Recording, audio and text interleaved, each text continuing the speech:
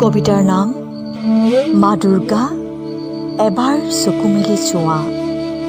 ৰচনা ৰশ্মিৰেখা মহন্ত।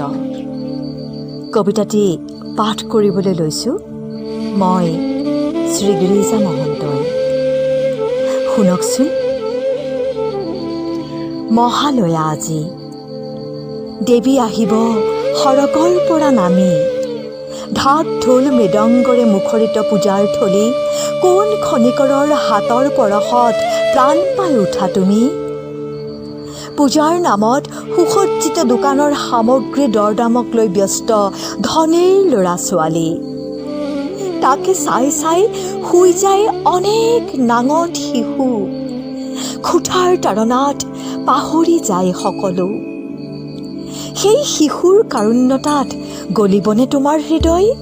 জাগৃত হ'বানে তুমি বোমা বাৰুদৰ শব্দত, ঢোল মৃদংগ আৰতিৰ নৃত্যত?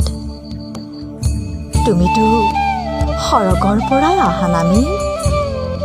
অন্ধ মনুষ্যই কৰি আছে তোমাৰ দৰদামৰ প্ৰতিশ্ৰুতি।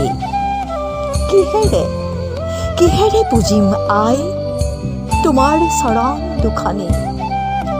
তুমিতো বুজি পোৱা আত্মাৰ বিননি। অন্তিম অৰ্ঘ্য মোৰ পূজাৰ বেদীত এটুপি চকুৰ পানী।